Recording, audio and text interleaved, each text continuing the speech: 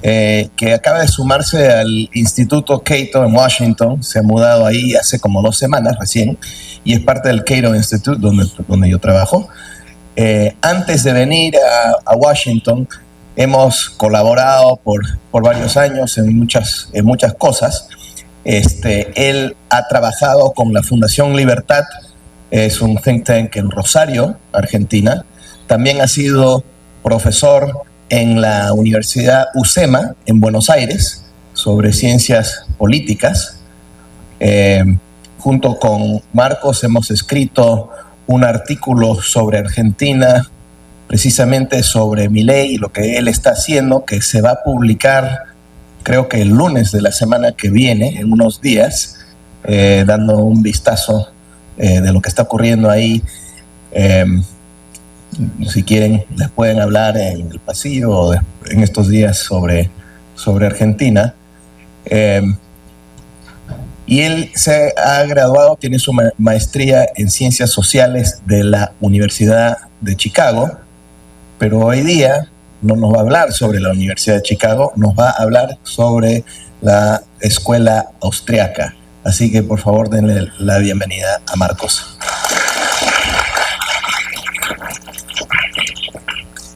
Bueno, muchas gracias, Ian, por la presentación.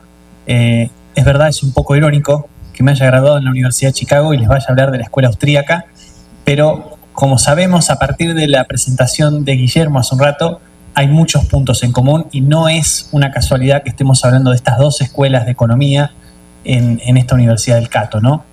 Y van a ver a lo largo de mi presentación que, bueno, así como para encontrar diferencias, vamos a encontrar también muchas similitudes que en el fondo me parece que son las más importantes, ¿no? Cuando se trata de ideas que, all in all, son minoritarias en cierto sentido, ¿no?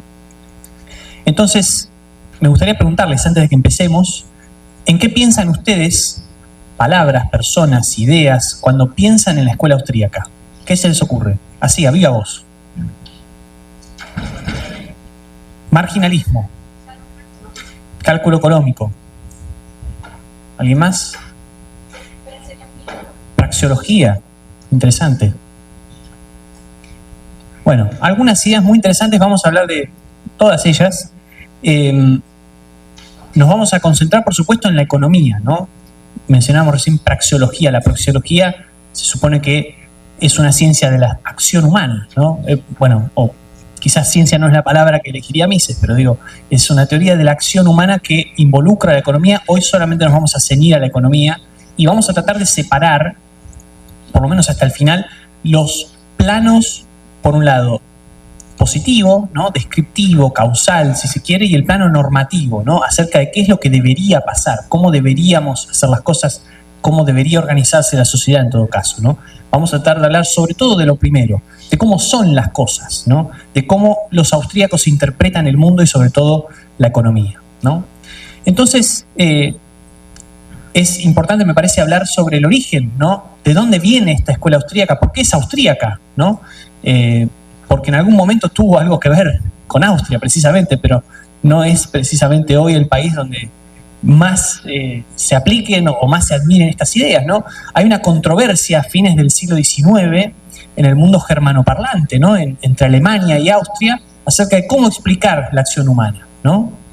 Y entonces había 2 grandes bandos, los alemanes y los austríacos, en esta pelea que se dio por llamar Methodenstreit, ¿no? Pelea entre los métodos. Los alemanes decían, ¿no?, que se podía estudiar el mundo a través de estadísticas y material histórico para llevar un conocimiento que fuera local, ¿no?, o nacional acerca de la acción humana. Mientras que los austríacos estaban diciendo algo diferente, ¿no? Estaban diciendo que se pueden crear leyes generales, Guillermo nos hablaba de eso hace un rato, ¿no?, sobre la acción humana a priori, ¿no?, a priorísticas, antes de la experiencia, a partir de principios económicos, ¿no? Son 2 visiones contrarias acerca de cómo se explica el mundo, ¿no? Por un lado, bueno, ir primero a los hechos y a las estadísticas y a lo que pasa y ver y ahí describir y ahí circunscribirnos a una sola unidad, ¿no? O pensar la acción humana de manera general, ¿no? Pensar en leyes aplicables a todo el mundo, no solamente a un país, no solamente a Austria o a Alemania o al país que sea, o a la región que sea, a la ciudad que sea, ¿no? Y así llegamos al fundador, ¿no? Al que se conoce como el primer exponente de la escuela austríaca. ¿Alguien sabe quién es? Karl Menger. Está su nombre ahí escondido, así que sé que están haciendo trampa. Karl Menger escribió un libro que se llamó Principios de Economía Política, cuya primera edición es esa que está ahí, ¿no? Y es a quien recordamos hoy como, les decía, el fundador de la escuela austríaca. ¿Y por qué lo recordamos? Bueno, por uno de estos términos que se mencionaba al principio de la charla, cuando yo les contaba en qué pensamos cuando pensamos en la escuela austríaca, que es el marginalismo, ¿no? Que tiene que ver, ¿no? con un problema que yo les presento acá, o una pregunta, ¿no? Si yo les digo qué vale más para ustedes, ¿qué contestan, ¿no? ¿Qué prefieren? ¿Prefieren un vaso de agua o prefieren un diamante? ¿Alguien? Depende. ¿De qué depende? Si tiene sed, va a preferir un vaso de agua, ¿no? O sea, si yo les pregunto a ustedes en este momento, acá, en estas circunstancias, ¿qué prefieren? ¿Un vaso de agua o un diamante? Un diamante. Bueno, ¿por qué? Porque tiene un vaso de agua ahí, ¿no? Ahora, supongamos que ustedes se perdieron en el desierto. Se fueron a Marrakech, se fueron a hacer un tour con camellos y el camello de ustedes salió disparado. Se perdió, se separó de los otros, no los pudieron seguir, están perdidos. Son las 12 del mediodía, hace 40 grados al sol. Y ustedes no saben si van a poder volver, porque realmente no saben cómo volver. Y yo les ofrezco un vaso de agua o un diamante. Ahí van cambiando un poco las cosas, ¿no? Por ahí alguno me puede decir, no, yo creo que voy a volver. De alguna forma me voy a encontrar el camino, voy a poder maniobrar el camello y entonces voy a preferir un diamante. Pero algunos de ustedes ya están diciendo, bueno, yo voy a tener calor, me voy a deshidratar, a ver si todavía no vuelvo. ¿Qué pasa si, bueno, si no encuentro mi manera de volver? Entonces ahí van a preferir un vaso de agua, ¿no? ¿Y a qué nos lleva ese pequeño ejercicio? Nos lleva a concluir una cosa sobre el valor, ¿no? La teoría del valor, que es que el valor es subjetivo, ¿no? El valor depende de cómo lo miramos las personas. No es intrínsecamente superior un diamante a un vaso de agua, por ejemplo, ¿no? Y esto va a estar en contra de otras teorías del valor, en particular la teoría objetiva del valor, que en ese momento había otros economistas que estaban abrazando, entre ellos, por ejemplo, Karl Marx, ¿no? Pero también economistas que están de nuestro lado, si se quiere, ¿no? de la biblioteca, uno de los cuales lo tengo acá en la corbata, que era Adam Smith, ¿no? Adam Smith creía en una teoría objetiva, ¿no? del valor, que era la teoría del valor trabajo, ¿no? Pero además, este ejercicio de comparar un diamante con un vaso de agua nos lleva a la cuestión del marginalismo, ¿no? Que decíamos recién, en el sentido de que quizás acá la pregunta la voy a tener que cambiar en el futuro, no es por qué vale, sino cuándo vale más, ¿no? Un diamante que un vaso de agua. Y entonces le decía, Menger comienza esta revolución, ¿no? La revolución marginalista que, para ser justos, también había otros economistas trabajando en el tema al mismo tiempo, no conocían entre sí los trabajos de los otros, pero básicamente lo que sostiene es que el valor de los bienes y los servicios está dado por su utilidad marginal, ¿no? No por el trabajo que se les pone. Utilidad lo entendemos, ¿no? Marginal, ¿por qué? Bueno, porque estamos pensando en la próxima unidad, ¿no? de ese bien o servicio del que estemos pensando, ¿no? No es lo mismo si yo les ofrezco a ustedes ahora un diamante o un vaso de agua a una persona que tiene, supongamos, alguno de ustedes por ahí atrás debe tener 100 diamantes y otro tiene 0. El que tiene 100 tiene sed y el que tiene 0 capaz que tiene más sed, pero no tiene ningún diamante. Y entonces, ¿qué está pensando? Bueno, yo quiero un diamante, ¿no? ¿Por qué? Porque tengo 0 antes. No me importa tanto tener sed. Pero si hay uno que tiene 100, ¿no? Está sentado acá, son casi las mismas circunstancias excepto por una, ¿no? Que es cuánto tenemos del bien anterior. Y en ese caso, bueno, van a cambiar las valoraciones, ¿no? Por la unidad en el margen, ¿no? Por eso hablamos de la utilidad marginal, ¿no? Y entonces ahí lo que hace Menger es retomar un trabajo que ya se había hecho o se había empezado, ¿no? Siglos antes en la escuela de Salamanca, ¿no? Que la mencionaba hace un rato Gabriela. Y hay una implicancia acá, ¿no? con el intercambio, que es que todos los que se involucran ganan algo, ¿no? Estamos prefiriendo, ¿no? Si hacemos un intercambio, es porque estamos pensando que ganamos de alguna forma, ¿no? Porque el valor es subjetivo, precisamente, ¿no? Y no objetivo. Entonces nosotros, si intercambiamos algo, siempre estamos pensando que eso que estamos recibiendo vale más que lo que estamos entregando, ¿no? Que es una implicancia en la que quiero que piensen, sobre todo a la tarde, en una actividad que vamos a hacer, de la que no les voy a dar más detalles, pero tengan ese principio en la cabeza, ¿no? Otro aporte que hace Menger, importante, acerca del dinero, ¿no? La historia del dinero.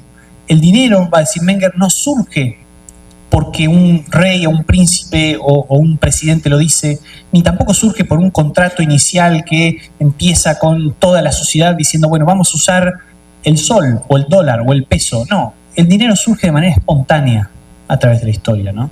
Y eso tiene consecuencias, las vamos a ver más adelante, sobre todo cuando se lo manipula, ¿no? Cuando se manipula el dinero. Vamos a ir pasando por varios autores, espero que vaya quedando más o menos claro qué piensa cada uno, pero tenemos un tiempo limitado, así que no me voy a detener demasiado en cada uno.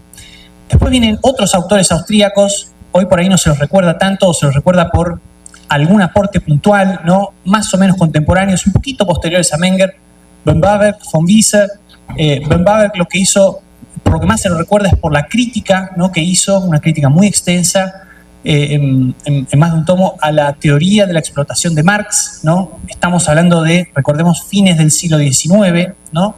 Él también incorpora la dimensión del tiempo, ¿no? En el análisis económico y hace énfasis en el rol de la tasa de interés, ¿no? Un concepto muy importante para los austríacos, la tasa de interés como mecanismo que espontáneamente, podríamos decir, guía la producción de bienes y servicios, ¿no? Y también vamos a hablar sobre eso más adelante. Von Wieser, ¿no? Que es un austríaco interesante porque es un austríaco que, sobre todo cuando empecemos a mirar los próximos, lo vamos a distinguir de otros porque no es tan ideológico, ¿no? Como otros austríacos. No solamente introduce el concepto moderno, ¿no? Con el nombre, así como lo llamamos ahora, utilidad marginal, sino también el de costo-oportunidad. Un concepto que hoy se usa en cualquier clase de economía, no solamente hablando de economía austríaca, ¿no? Y que tiene que ver con, bueno, con que cuando nosotros tomamos una decisión, o hacemos una acción, ¿no? Lo que sea que hagamos, no solamente tenemos que estudiar lo que estamos haciendo, sino lo que no estamos haciendo por tomar esa decisión, ¿no? Después, ustedes quizás conozcan a Frédéric Bastiat, ¿no? Que es un divulgador de ideas económicas francés, ¿no? Que nos facilita la comprensión de este concepto con la idea de lo que se ve y lo que no se ve, ¿no? Sobre todo a la hora de tomar decisiones por parte de los gobiernos. Bastiat siempre decía, no tenemos que mirar solamente las consecuencias de las políticas públicas directas, ¿no? Sino también todo lo que no está pasando porque estamos aplicando una política pública, ¿no? Porque el Estado está extrayendo recursos de los contribuyentes para que se hagan ciertas políticas públicas, ¿no? Von Wieser, bueno, también habla de la importancia del emprendedor en el proceso económico. Vamos a hablar un poco más adelante acerca de ese tema con Israel Kirzner, pero vamos a hacer un fast forward, ¿no? Hacia ya el siglo XX, ¿no? Y en el siglo XX tenemos al principal economista o al primer gran economista austríaco del siglo XX, que es Ludwig von Mises, ¿no? Que va a ser, por supuesto, también, ¿no? Austríaco. También todavía estamos en el mundo germanoparlante, ¿no? Entre alemanes o austríacos más bien, que van construyendo las distintas teorías de la escuela austríaca. Y a Mises lo recordamos sobre todo por su opus magnum, ¿no? Que es La acción humana, ¿no? Que es un libraco así, no sé si alguno de ustedes habrá tenido oportunidad de leerlo, que es muy interesante, es complejo, es duro para leer, un hueso duro de roer realmente, pero que vale la pena y que sienta las bases de un montón de ideas, ¿no? Y que condensa también ideas, porque la acción humana es casi de mitad del siglo XX, ¿no? Condensa muchas ideas que Mises ya viene trayendo desde principios del siglo, ¿no? Algunas de ellas, bueno, su teoría de la acción humana, ¿no? Hablábamos hace un rato de praxeología, ¿no? Bueno, él aplica la noción de individualismo metodológico, ¿no? Es decir, de que nosotros tenemos que mirar las acciones de las personas como individuos y no de grupos que suponemos que actúan con voluntad propia, porque no hay tal cosa, lo que hay son individuos, y en todo caso colecciones de individuos, a toda una serie de problemas económicos, ¿no? Y entonces, uno de los grandes aportes por los que recordamos a Mises es por sus críticas a la viabilidad del socialismo, ¿no? En la época de Mises todavía se pensaba que el socialismo era viable económicamente. Ojo, no estamos hablando de que fuera bueno, ¿no? De que fuera deseable desde un punto de vista ideológico, sino desde el punto de vista práctico, ¿no? De que se pudiera implementar. Y lo que dice Mises es muy interesante, porque dice, el cálculo económico, ¿no? No es posible en una economía que esté controlada completamente por el Estado, ¿no? Tiene que colapsar. ¿Y eso por qué es? Porque no hay precios, ¿no? Lo que dice Mises es, si los precios no existen, ¿no? Y no existen ¿por qué? Bueno, porque no hay propiedad privada, porque en el socialismo no se puede intercambiar libremente bienes y servicios, ¿no? Todo está controlado por el Estado. Entonces, no sabemos cómo es mejor producir. Y Mises nos dice, bueno, supongamos que no existen los precios, no existe la propiedad privada, todo está controlado por el Estado, ¿no? Y nosotros no tenemos ninguna información acerca de nada que haya pasado en el pasado, ¿no? ¿Cómo sabemos que conviene más construir un puente, qué sé yo, con oro o con hierro, ¿no? No lo sabemos, ¿no? Y eso es lo que hace inviable la producción en el socialismo, dice Mises. Solamente pueden sobrevivir, digamos, sostenerse los sistemas socialistas en el mundo, dice Mises, porque están mirando o lo que pasó antes en economías capitalistas, ¿no? En economías de mercado, mejor para no hacer enojar a Enrique, o están mirando lo que pasa en paralelo en economías de mercado donde sí hay precios, ¿no? Pero si no tenemos precios, si todo el mundo fuera socialista, si todo el mundo tuviera bienes y servicios controlados por el Estado, entonces no habría precios y entonces sería imposible la producción y colapsaría la economía, ¿no? Porque sería imposible saber hacia dónde tenemos que ir, ¿no? Esta es una idea que vamos a ver ahora cómo otro gran economista austríaco, que es Hayek, ¿no? Va a continuar. ¿Y por qué se los digo? Bueno, porque para pasar a Hayek, ¿no? Hayek, por supuesto, como ustedes sabrán, ganó un premio Nobel de Economía, así como mostraba Guillermo todos los premios Nobel que han ganado los economistas de Chicago. Hayek también hizo lo suyo, ¿no?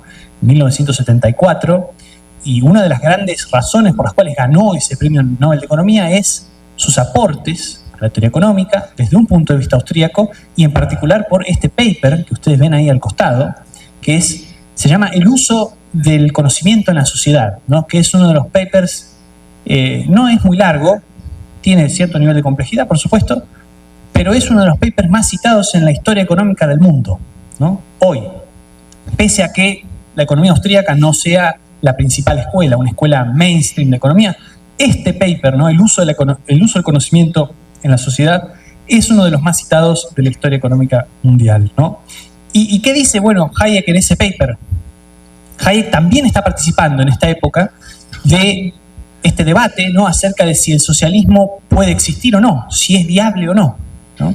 Y lo que dice Hayek es, como construyendo también sobre el argumento de Mises, ¿no? Y los dos complementándose, dice, el mecanismo de precios es lo que hace que se sincronice un conocimiento disperso entre las personas que ninguna autoridad, ningún planificador, ninguna persona que quiera dirigir la economía puede tener, ni puede imaginar tener, ¿no? ¿Por qué? Bueno, porque existe toda una cantidad de conocimiento, ¿no? Disperso, que ni siquiera como se planteaba en su momento desde el lado socialista, ni siquiera con computadoras, con cálculos hechos más rápido que por un ser humano.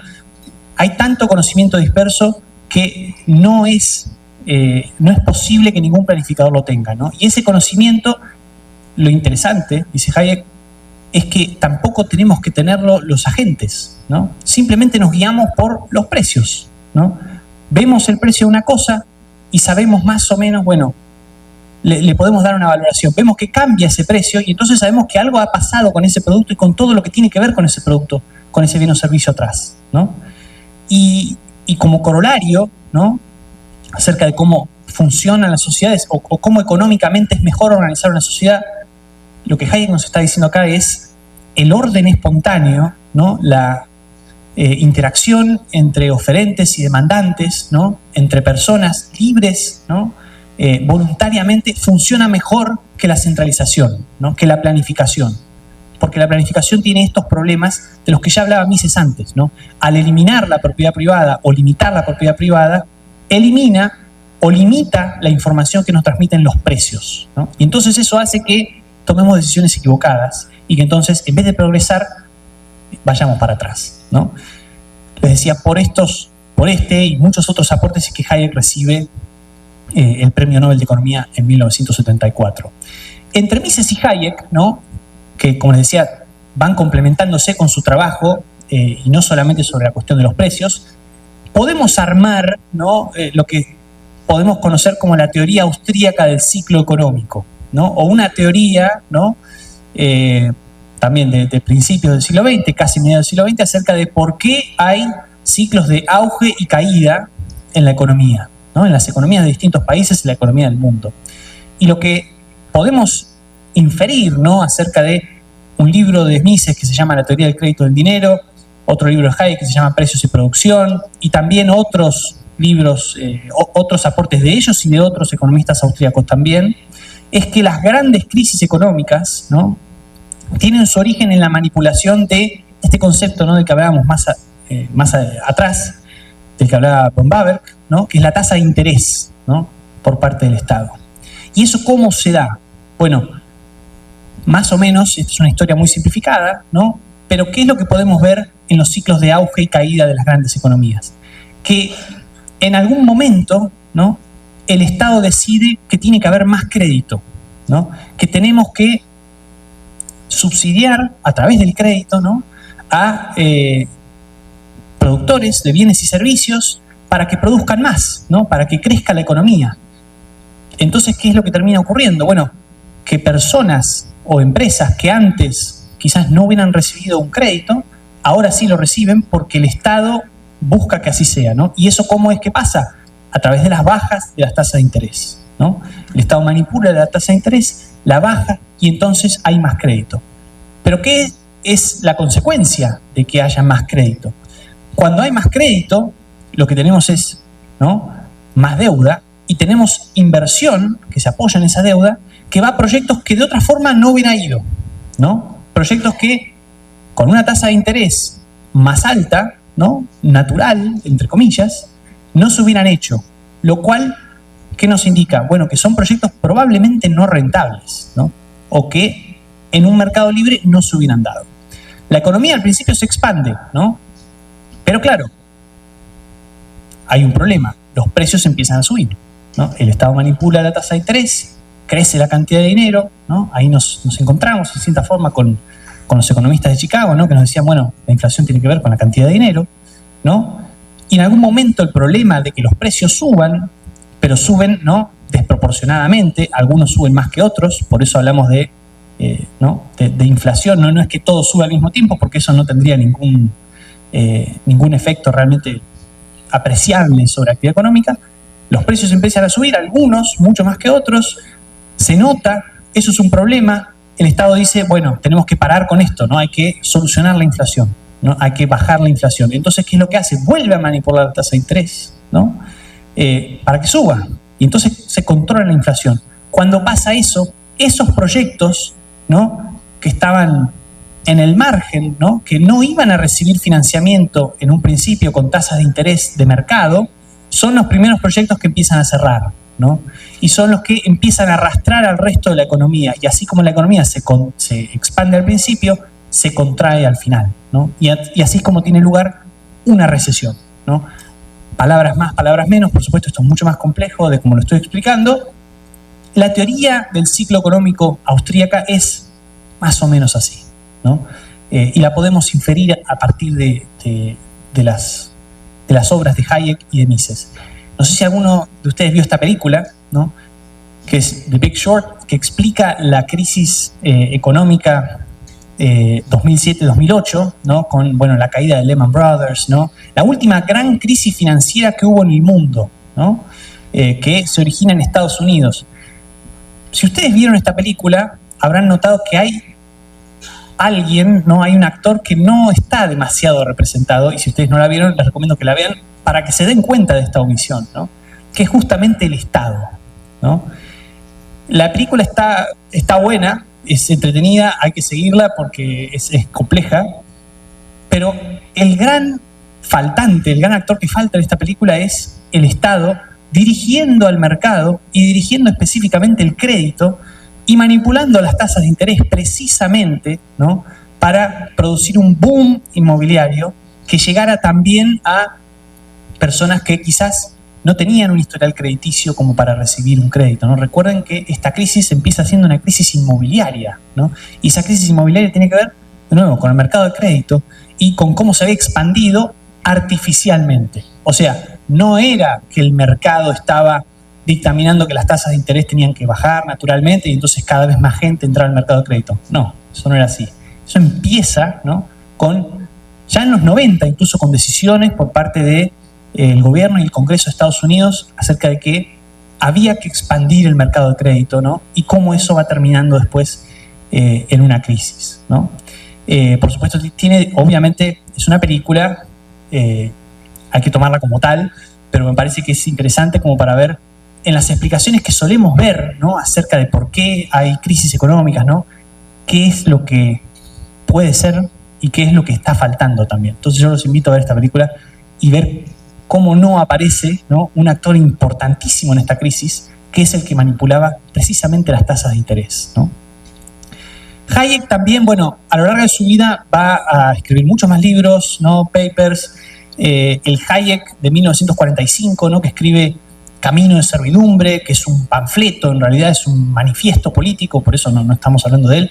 Es un Hayek diferente del que escribe 31 años más tarde, por ejemplo, La desnacionalización del dinero, ¿no? Que es un libro de 1976, donde Hayek argumenta en contra del monopolio estatal de la moneda, ¿no? Y a favor de la competencia de monedas privadas, ¿no? Ideas que incluso hoy siguen siendo revolucionarias, ¿no? O sea, casi 50 años más tarde siguen siendo revolucionarias, porque Hayek, ¿qué es lo que dice? Bueno, en lugar de que el Estado pueda desvalorizar la moneda como lo hace hoy, es decir, hace 49 años, pero esto sigue siendo cierto hoy, ¿no? Deberían ser instituciones privadas, ¿no? Las que administren monedas propias, ¿no? Y por supuesto eso se apoya, ¿no?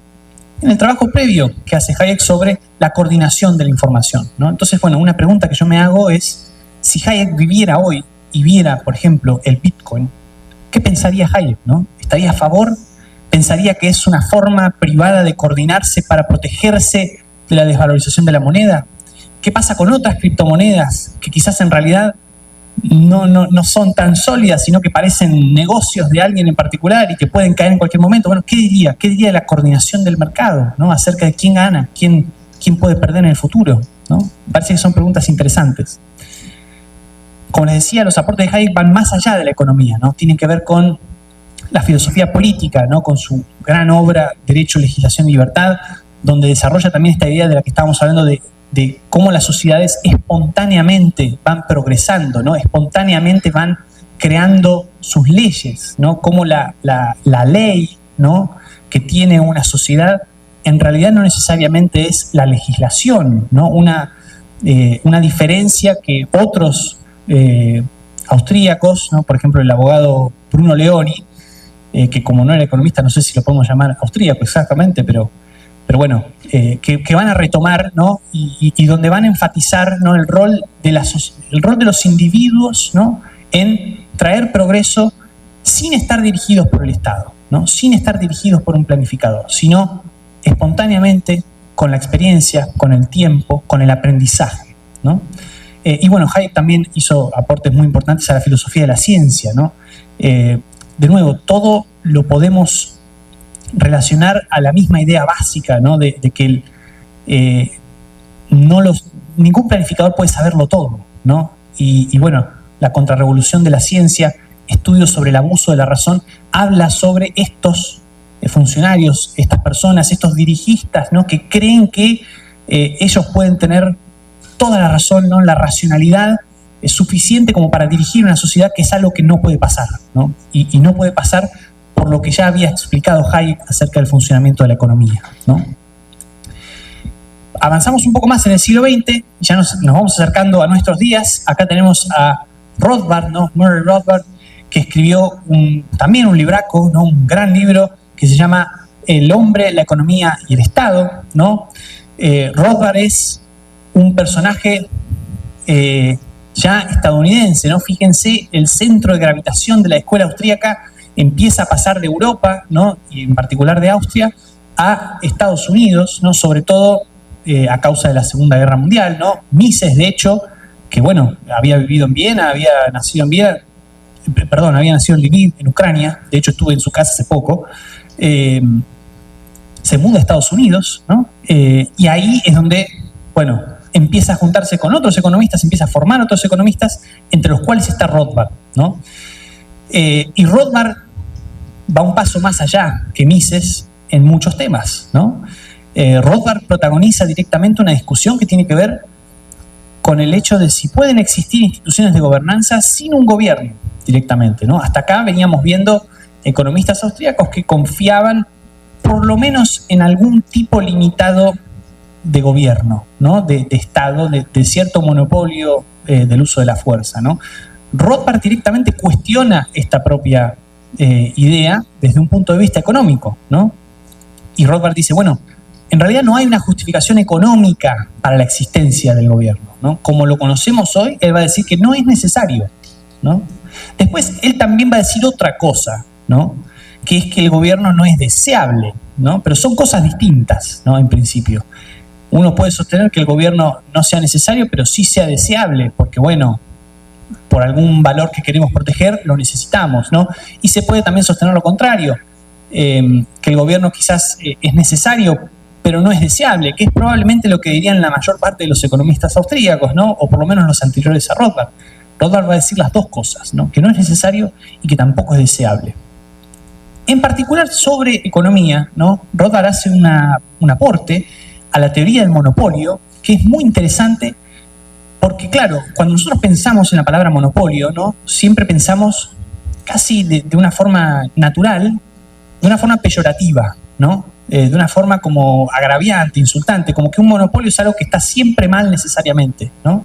Y Rothbard lo que dice es que estamos mirando el problema de la manera equivocada, ¿no? Que lo que importa no es en un mercado si hay un solo oferente de algún producto, sino cómo se da ese proceso, ¿no? Rothbard lo que dice es, lo que está mal, ¿no? Y lo que no solamente está mal, sino que es ineficiente económicamente, es que haya barreras de entrada impuestas por el Estado tales que se cree un monopolio, ¿no? O sea, si el monopolio se da porque el Estado así lo decide, ¿no? Eso es un problema. Pero si el monopolio se da de una manera natural, ¿no? Por ejemplo, por problemas de economía de escala, ¿no? De que simplemente el mercado no es lo suficientemente grande o es lo suficientemente complejo como para que haya solo un oferente, eso en realidad no es un problema necesariamente, ¿no? El problema ¿cuál es? Es cuando el Estado decide que tiene que haber un monopolio en algún área, ¿no? Avanzamos un poco más también hasta llegar a, bueno, Israel Kirzner, que es un economista que vive hoy todavía, ¿no? Quizás el principal economista austríaco que vive hoy todavía, que escribió un libro, ¿no? Ya hace unas décadas también, que se llama Competencia y Emprendedurismo, que es un libro muy importante porque retoma también temas de los que hablábamos al principio de esta charla, ¿no? Como por ejemplo el rol del emprendedor en el proceso económico, ¿no? Y sobre todo es esa última faceta, ¿no? De la economía, en pensarla como un proceso, ¿no? No como un estado. Lo que hace Kirzner es criticar, ¿no? El modelo neoclásico de competencia perfecta, porque él dice, eso es un modelo de equilibrio, ¿no? Pero a mí como economista, dice Kirzner, no me interesa estudiar el equilibrio, ¿no? Porque no se llega nunca al equilibrio. Si llegáramos al equilibrio, nadie más actuaría, nunca, por ningún motivo. Ya está, se terminó la vida, básicamente, ¿no? Entonces, bueno, Kirzner, ¿qué es lo que nos dice? Que la competencia, ¿no? La tenemos que explicar como un proceso, ¿no? No como un estado estático, ¿no? Y en ese proceso, el que juega un rol fundamental es el emprendedor, ¿no? ¿Por qué? Porque el emprendedor es el que aprovecha precisamente los desequilibrios, ¿no? Y trata de arbitrarlos, ¿no? Y trata de sacar provecho de los desequilibrios que ve constantemente en el mercado. Si ve que un producto se vende más barato en un lugar y se vende más alto en otro, bueno, va a ir a comprar en un lugar y va a ir a vender en el otro. Eso es un desequilibrio. ¿Y quién es, ¿no?, el que saca provecho de ese desequilibrio? Es el emprendedor, ¿no? Y de esa manera nos puede acercar a un equilibrio, ¿no? Nos puede acercar, en todo caso, a reducir, por ejemplo, esa diferencia de precio que hay entre un lugar y otro. Pero ese proceso nunca se termina, ¿no? Es un proceso permanente, ¿no? Un proceso que nunca tiene un final en un estado estático, ¿no?, de competencia perfecta. Por eso dice Kirchner, ¿no?, el trabajo del economista debe ser analizar cómo podemos tender, pero nunca llegar, ¿no?, hacia un equilibrio como ese. Entonces, ¿de qué se trata la escuela austríaca, ¿no? Hoy, ¿no? ¿Qué es lo que hace la escuela austríaca? La escuela austríaca estudia, ¿no?, ramificaciones sociales o grupales, colectivas, si se quiere, de acciones que son individuales, ¿no? El individualismo metodológico es esencial, ¿no?, para entender cómo la escuela austríaca de economía hace las cosas, ¿no? Por eso les decía, pone especial énfasis en el rol del emprendedor en los procesos económicos, entiende a los mercados como procesos y no como estados, explica, ¿no?, como veíamos antes, los ciclos contemporáneos de auge y caída a través de la intervención gubernamental y, muy importante, no se trata hoy de una institución en Austria, ¿no?, porque muchas veces, sobre todo cuando recién empiezan a conocerse las ideas de la escuela austríaca en algún lugar, hay gente que piensa que tiene que ir hoy a Austria y ver cómo hacen las cosas el ministro de Economía de Austria hoy, y entonces así va a entender cómo es la escuela austríaca. Bueno, eso no es así, ¿no? La escuela austríaca tiene que ver con su origen, ¿no?, con el origen austríaco que tuvieron sus principales contribuidores, ¿no? Entonces acá hay algunos ejemplos, ¿no?, que me interesa que vean acerca de cómo se hace economía austríaca hoy, ¿no? Y entonces acá vemos, por ejemplo, un artículo sobre, en la Review of Austrian Economics de hace ya unos 11 años, acerca de, bueno, cómo la sociedad se organiza espontáneamente después de un desastre, ¿no?, después de un desastre natural, y cómo los economistas van e investigan, bueno, cómo pasa esto, cómo se da la colaboración, ¿no?, después de un desastre, y cómo se coordinan las cosas en comparación con cómo se coordinan las cosas de manera centralizada, ¿no?, desde el Estado después de un desastre, ¿no? Ese es, por ejemplo, una investigación que se puede hacer perfectamente desde un punto de vista de economía austríaca. O, bueno, la cuestión, ¿no?, del marginalismo, ¿no? Bueno, ¿qué pasa si vamos poniendo diferentes tasas, ¿no?, de impuestos para ciertos individuos que ganan cierta cantidad de dinero, y entonces pensamos que, bueno, como no lo necesitan tanto, entonces eso va a ser ¿no?, bueno para la economía, y bueno, si eso es cierto o no, esa también es una investigación que se puede dar desde el punto de vista austríaco. O, bueno, otro ejemplo que les doy acá, un análisis económico de la contaminación, ¿no? Ayer estábamos preocupados por la cuestión del medio ambiente. Bueno, el medio ambiente también se puede investigar, ¿no?, las consecuencias, ¿no?, y la forma en la que, bueno, se puede contaminar y evitar la contaminación también se puede estudiar desde un punto de vista económico austríaco, si se quiere. Y un punto que es interesante como para ir cerrando, ¿no?, que es el de si la escuela austríaca, ¿no?, es, como dicen estos autores acá, value free, ¿no? O sea, si solamente la escuela austríaca es una escuela que quiere interesarse por el plano descriptivo, causal, positivo, o si en realidad también hay digamos, un trasfondo ideológico detrás de la escuela austríaca, ¿no? Y por eso ustedes van a ver muchas veces que en los autores austríacos no se ve solamente economía, se ve muchas veces filosofía política, se ve análisis económico del derecho, ¿no? Se ve filosofía de vida, incluso filosofía moral en general, ¿no? Es una pregunta muy interesante, ¿no? A ver si... ¿Dónde es que lo tengo? Bueno, por algún lado lo tengo. Pero es una pregunta muy interesante porque muchas veces a la economía austríaca, a la escuela austríaca de economía se la acusa de ser, ¿no?, una escuela ideológica, ¿no?, de hacer que sus análisis sobre cómo funcionan las cosas estén contaminados por su visión de cómo deberían ser las cosas, ¿no? Y esa es una pregunta que vale la pena hacerse, justamente porque vemos, ¿no?, muchas veces vemos este paralelismo, ¿no?, entre gente que cree, ¿no?, en la forma en la que los austríacos explican cómo funcionan las cosas y también en cómo deberían ser, ¿no?, y sobre todo la defensa de la libertad, ¿no?, de la libertad individual como principal valor. Acá tenemos, bueno, hay revistas, por ejemplo, Procesos de Mercado, tenemos un ejemplar acá afuera de exhibición, si les interesa ver, bueno, tiene un montón de artículos y reseñas y notas que se escriben desde un punto de vista austríaco, ¿no?, como para que se den una idea de cómo se trata. Y acá estaba, bueno, y la gran pregunta, ¿no?, que nos hacemos, ¿tienen que ser liberales los austríacos?, ¿no? Y ahí veíamos a estos dos autores, los que hablábamos recién, ¿no?, que dicen que la relación entre escuela austríaca y liberalismo es necesaria, ¿no? ¿Por qué? Bueno, porque la noción de intercambio voluntario presupone derechos de propiedad que podemos rastrear a Locke, ¿no?, hace ya unos 4 siglos, ¿no? Esta es la postura de ellos, ¿no? Ellos dicen, bueno, si uno es un economista austríaco, entonces va a ser un liberal, ¿no? No hay forma de que no lo sea. Pero, por ejemplo, yo les decía hace un rato también que von Wieser, ¿no?, a finales del siglo XIX, que era de la primera generación de austríacos, ¿no?, la de Menger, la de von Baber, en realidad no era libertario, ni anarcocapitalista, ni, bueno, quizás ni siquiera o en cierto sentido un liberal clásico, pero no mucho más, ¿no?, en los términos de hoy. Y sin embargo, bueno, hizo grandes aportes a la Escuela Austríaca de Economía. Entonces, es una pregunta que les dejo abierta a ustedes, ¿no?, sobre si un economista austríaco puede no ser liberal, ¿no? Y como les decía también, bueno, los grados, ¿no?, o la evolución de las ideas liberales también es diferente según los momentos de diferentes personas, ¿no? Porque, como les decía, Hayek en 1945 no es lo mismo que Hayek en 1976, ¿no? Si ustedes leen Camino de Servidumbre e inmediatamente después leen un libro como La desnacionalización del dinero, van a ver una evolución, ciertamente, ¿no? Van a ver un cambio importante en la forma de pensar de una misma persona, ¿no?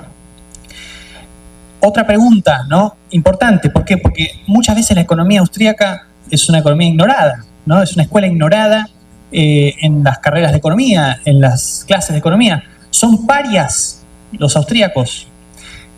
Bueno, yo creo que depende, ¿no?, de en qué sentido estemos haciendo la pregunta, porque si nosotros vemos la cantidad de aportes austríacos que ha habido a la teoría económica que se enseña hoy en todas partes, bueno, ese es un número que no es nada desdeñable, ¿no? Estamos hablando de la utilidad marginal, del costo de oportunidad, de los precios como mecanismo de información, de la teoría del ciclo, ¿no? Los austríacos han hecho un montón de aportes que son esenciales para la teoría económica de hoy, ¿no? Pero sí es cierto que si ustedes ven hoy a los economistas austríacos en general, van a ver, por lo general, a personas que, por ejemplo, se niegan a usar modelos matemáticos, ¿no?, porque no quieren modelar la realidad de esa manera, ¿no? No quieren modelar la realidad así, a secas, ¿no?, a través de ningún tipo de modelo, ¿no? Vemos ¿no?, el uso de la lógica de una manera mucho más frecuente e importante que en otras ciencias, ¿no? Por ejemplo, bueno, hablamos de praxeología hace un rato, es un sistema lógico la praxeología, ¿no?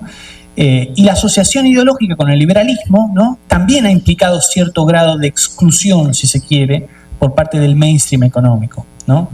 Lo que dice Kirchner, ¿no?, como les decía, el economista austríaco que más importante que vive hoy todavía, el avance de Mises y de Hayek, ¿no?, hacia un paradigma que era estrictamente subjetivista, ¿no?, o sea que ya no se alejaba completamente de la teoría objetiva del valor, si se quiere, los alejó precisamente de estas pretensiones neoclásicas de objetividad que son las que vemos en los modelos que se enseñan hoy, por ejemplo, el modelo de competencia perfecta, ¿no? Y entonces eso es lo que terminó alejando a los austríacos que siguieron de la teoría económica posterior, ¿no? Pero bueno, esas son algunas teorías. Algunas lecturas que me parece que les puede interesar, yo después puedo pasarles esta diapositiva o repetir esto que estoy escribiendo acá. Algunos libros y papers que me parecen interesantes como para que se pueda entender la escuela austríaca de una manera lo más sencilla posible, ¿no? Y sobre todo para entender su relación, por ejemplo, con las ideas liberales, su diferencia con la escuela de Chicago y su diferencia también con otro tipo de escuelas de economía. Bueno, acá hay algunas sugerencias. Para cerrar, ¿no?, al principio yo les preguntaba, bueno, ¿en qué pensamos cuando pensamos en la escuela austríaca?, ¿no? Y yo creo que tenemos que pensar, si nos tenemos que quedar con palabras o personas en la cabeza así fácilmente, ¿no?, yo creo que no nos podemos olvidar del orden espontáneo, del costo de oportunidad, de la imposibilidad de la planificación, del valor subjetivo y por supuesto de las personas, ¿no?, que nos dieron todas estas ideas, ¿no?, de Hayek, de Mises, de Rothbard, de Menger, de Kirchner, ¿no? Entonces, bueno, yo creo que si ustedes se llevan algo de acá hoy, si no sabían nada acerca de la escuela austríaca, si están descubriendo la escuela austríaca, me parece que vale la pena empezar por estos autores y por estas ideas que son muy fructíferas y que todavía hoy, ¿no?, nos abren muchas líneas de investigación y muchos problemas que podemos resolver con sus tácticas. Así que bueno, termino ahí. Muchas gracias y pasamos a preguntas, creo, ¿no? Hay todavía algunos minutos. Sí, acá hay una pregunta.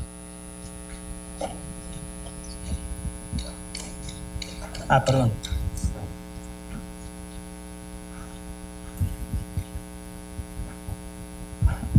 Gracias. Soy Ángel Cárcamo, de Guatemala. Pues, bueno, muy interesante la presentación.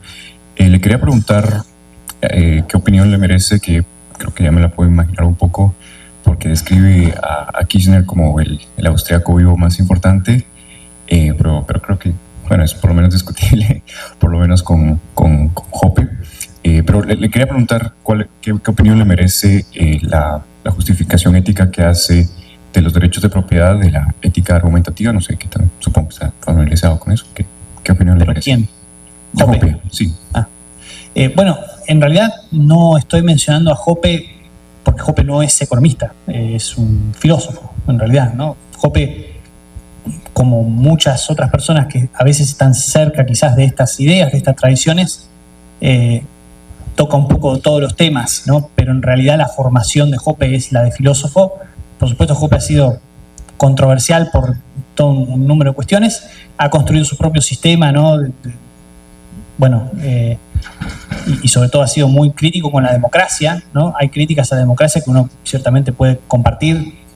De ahí a que eso se derive en que una monarquía sería la mejor forma de organización social, me parece que hay un salto, ¿no? Yo no sé si tomaría esa decisión, incluso con las críticas que se le pueden hacer a la democracia, que muchas críticas también las podemos encontrar en autores que vimos acá, ¿no? Quizás no en su faceta de economistas, pero digo, Hayek ciertamente criticaba la idea de que la democracia tuviera la facultad o tuviera el derecho, si se quiere, de resolver todos los problemas de la sociedad, porque en realidad eso no es así. Y decía, la democracia es un método, ¿no? Con la democracia se pueden hacer cosas, pero después hay que delimitar qué son esas cosas sobre las que se puede intervenir, ¿no? Entonces, muchas de las críticas que puede hacer Hoppe a la democracia creo que las podemos encontrar también en autores austríacos, pero bueno, no lo estoy mencionando en realidad porque Hoppe es primero un filósofo y después un economista, ¿no? Si es que es un economista, digo, sé que es un filósofo, eso seguro. Tal. Bueno, muy buena la presentación, me gustó mucho. Tengo una duda, ya que hice un repaso histórico sobre los autores austriacos, con respecto a qué tan importante es la filosofía. Por ejemplo, Mises se basa mucho en Kant cuando habla de la acción humana. Sus primeros capítulos son muy filosóficos. Y Rothbard, justo el libro de Hombre, Economía y Estado, de frente cita a Aristóteles y se pasa toda la línea tan complicada de Kant, ¿no? Y bueno, y justamente Gabriel Zanotti también, no sé si lo conoce a Gabriel Zanotti. Sí. Es un crack. Se basa en Tomás de Aquino y tal, ¿no? Entonces yo digo, bueno, hablamos de economía, pero ¿qué tan importante es entender primero la filosofía para entender la economía? Bueno, ciertamente lo es. O sea, yo creo y me parece que esta es una característica común a los austríacos en general, que incluso los que son economistas tratan de ser otras cosas, ¿no? Y vemos muchas veces que los economistas austríacos hacen aportes en muchas áreas diferentes porque se entiende que no se hace bien economía del todo si uno no sabe, ¿no? Acerca de otro tipo de disciplinas. Fíjense, de hecho, una cosa muy interesante. Yo creo que la mayoría de ustedes deben ser estudiantes universitarios, ¿no? O quisieran serlo. Bueno, si todavía no eligieron una carrera universitaria o tienen que elegir una maestría, por ejemplo, hay cada vez más programas que se llaman PPE, ¿no? Philosophy, Politics, Economics, ¿no? Política, Economía, Filosofía. Si ustedes ven dónde se dan esos programas, van a ver que la enorme mayoría se dan en instituciones que tienen profesores liberales, claramente liberales, ¿no? Ya sea economistas, filósofos, abogados, ¿no? ¿Y eso por qué es? Bueno, porque justamente hay algo en el liberalismo, ¿no?, que hace que nos interesemos por un poco todos los temas, ¿no? Bueno, yo de hecho soy politólogo originalmente, tampoco soy economista, pero, ¿no? Entonces hay algo ahí que hace que nos interesemos por muchas disciplinas y que creamos que es muy importante saber, ¿no?, ir más allá de las barreras, en este caso de la economía. Entonces, para la pregunta de la filosofía, yo creo que sí, claro, es muy importante. Yo creo que cualquier economista austríaco tendría que tratar de leer o por lo menos comprender de qué se trata, ¿no?, las ideas de Aristóteles o de Santo Tomás de Aquino o de Kant o de todos los que estuvieron en contra de ellos también, ¿no? O sea, para entender a Aristóteles hay que entender a Platón, ¿no? O hay que entender también a Hegel, ¿no? Hay que leer a Marx. Yo creo que hay que leer a todo. O sea, lo que pasa es que tenemos un tiempo limitado en nuestras vidas en general, ¿no? Y si uno se va a preparar como economista hoy, pensando en términos prácticos profesionales, ¿no? Uno entra a la carrera de economía y está pensando, bueno, voy a salir de acá y voy a tener que trabajar de algo, ¿no? Bueno, me voy a tener que adaptar al mercado laboral. ¿Qué está pidiendo el mercado laboral? Que yo sepa qué pensaba Aristóteles en relación a Platón, y probablemente no, ¿no?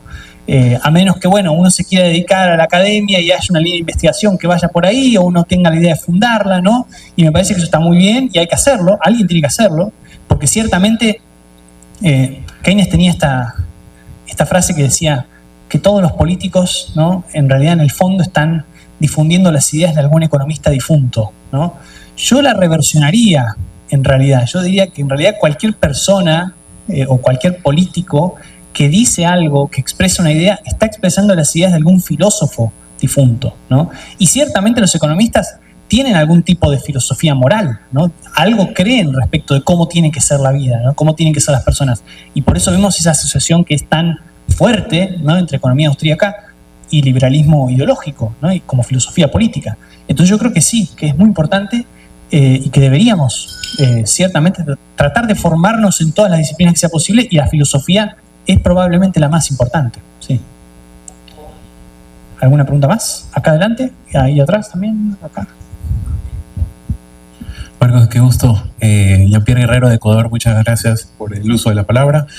Realmente yo tengo una pregunta que creería que es muy, muy a profundidad, pero justamente ¿por qué la gente sigue creyendo que el Estado te hace rico o que el socialismo es bueno? Porque, por ejemplo, hay un libro de Ludwig von Mises que se llama El análisis del socialismo, y justamente de lo que tú explicabas había teorías muy importantes, o sea, teorías que resaltan que el socialismo es siempre y en todo lugar un generador de pobreza.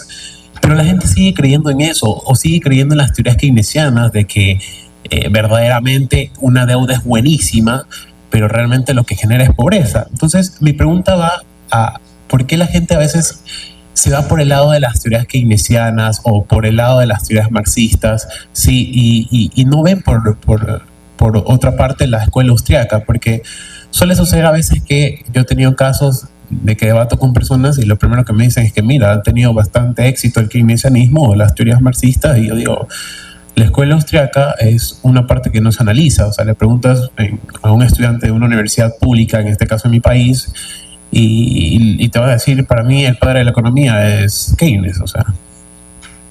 Bueno, yo creo que hay varias aristas para la respuesta a esa pregunta, pero me parece que lo más importante es esta distinción que hacíamos hace un rato entre lo que se ve y lo que no se ve, ¿no? O sea, hay una abrumadora mayoría, ¿no?, de gobiernos, diría casi todos, ¿no?, administraciones en el mundo, estados que han sido más intervencionistas, ¿no?, más o menos intervencionistas en la economía, ¿no? Y entonces podemos ver resultados, ¿no?, de cómo han sido las trayectorias económicas de estos países. Por ejemplo, no sé, Estados Unidos después de la Gran Depresión, ¿no? La gente, ¿qué es lo que dice? No, lo que funcionó es el New Deal. Sí, claro, en realidad Estados Unidos salió porque, bueno, salió gracias a las ideas de Keynes, ¿no? Y en realidad, claro, no estamos viendo lo que no pasó, ¿no? No estamos viendo lo que no pasó antes. ¿Qué es lo que hubiera pasado si no se aplicaban las ideas de Keynes? Que todo indica que en realidad retrasaron un montón, ¿no?, la salida de la crisis, ¿no? Y más en líneas generales, ¿no?, es muy fácil para los que proponen intervencionismo económico, estatismo, mostrar lo que se va a hacer con el estatismo. Es facilísimo, porque yo digo, bueno, los obligo a todos ustedes a poner una parte de su patrimonio para hacer este puente. Y ahí está el puente. Y ustedes lo van a ver. Y va a estar ahí. Y cuando yo lo vaya a inaugurar voy a decir, este puente se hizo gracias a mí, ¿no? Pero ¿qué es todo lo que no estamos viendo? Claro, no es una cosa que existe, ¿no? Sino una cosa que no existe, lo que no estamos viendo. Todo lo que no hicimos para que yo pudiera tener mi puente, ¿no? Ustedes son 60, bueno, hubieran tomado 60 decisiones diferentes sobre cantidades de dinero mucho más minúsculas, ¿no? Acerca de qué hubieran hecho con eso, y eso a su vez, seguramente, eso hubiera reflejado sus preferencias, porque yo los estoy obligando, recuerden, con un impuesto los obligo a que aporten para que se haga una obra, supongamos. Pero ustedes hubieran tomado 60 decisiones libres y voluntarias que hubieran no solamente movilizado la economía, sino que hubieran reflejado sus preferencias, ¿no? Y eso es todo algo que no vemos, ¿no? Entonces es muy fácil mostrar los beneficios de la centralización y es más difícil, me parece a mí, mostrar cómo vamos perdiendo cada uno de nosotros cuando perdemos, ¿no? La capacidad de nuestra toma de decisión, ¿no? Y eso también se relaciona, me parece, con una cuestión retórica, ¿no? A mí me parece que en los últimos, o desde siempre, digamos, es muy fácil, ¿no? Retóricamente estar en favor del Estado, porque el Estado está asociado por algún motivo a el cuidado, ¿no? A esta idea paternalista de que nos tiene que cuidar, ¿no? Entonces, es como que si uno se posiciona en contra del Estado, es como que uno es un antisocial, ¿no? Porque esta fusión entre Estado y sociedad hace que, claro, cuando uno cuestiona, ¿no? al Estado, ya sea porque creemos que está mal, que nos obliga a pagar impuestos, o porque creemos que hace las cosas mal, porque nos cobra impuestos y direcciona recursos hacia lugares donde no deberían ir, ¿no? Nosotros aparecemos como antisociales. Entonces hay una desventaja inicial de las ideas liberales, ¿no? De los liberales a la hora de discutir cualquier cosa, que es muy difícil de solventar, que se suma además a este tema del que hablamos recién, de lo que se ve y lo que no se ve. Es muy fácil ver el producto del estatismo y ya no es tan fácil hasta que las cosas empiezan a colapsar, ¿no? Por ejemplo, en Argentina, ¿no? Y ahí sí se empieza a ver el costo, ¿no? De políticas que no que violan, digamos, la libre elección de las personas y que, bueno, terminan generando desastres por su propia naturaleza, ¿no? Acá hay otra pregunta. Mi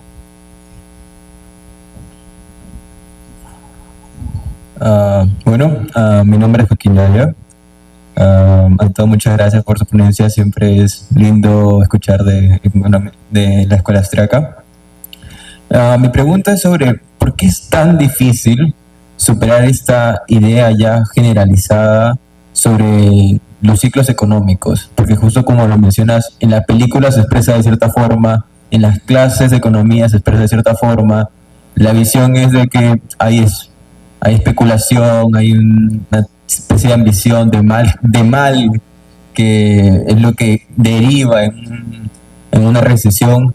Pero ¿por qué nos han ganado tanto terreno, al menos en la explicación de este fenómeno?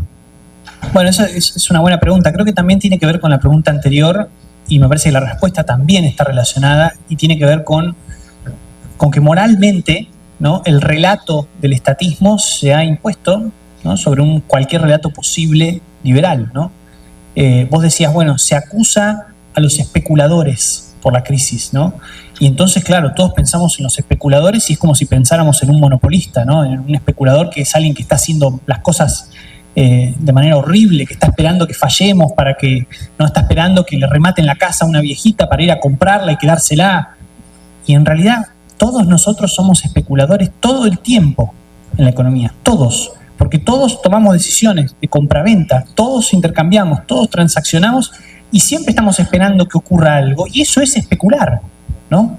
Entonces, ya cuando nosotros de entrada estamos pensando que un especulador es una mala persona, claro, vamos a querer echarle la culpa, ¿no? Y ciertamente en casos como, por ejemplo, la crisis 2007-2008, había gente que estaba especulando y estaba haciendo dinero con esa especulación, ¿no? Pero claro, la especulación, ¿por qué se podía hacer?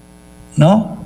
Se podía hacer porque el gobierno previamente había tomado la decisión de manipular las tasas de interés y entonces íbamos camino hacia el colapso. Entonces hubo gente que hizo dinero con esa especulación Sí, claro, y hay gente que hace dinero con las catástrofes, ¿no? Las cagadas que mandan los gobiernos todo el tiempo. Sí, claro, existen.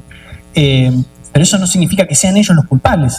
El tema es cómo se permitió que hubiera ese tipo de especulación.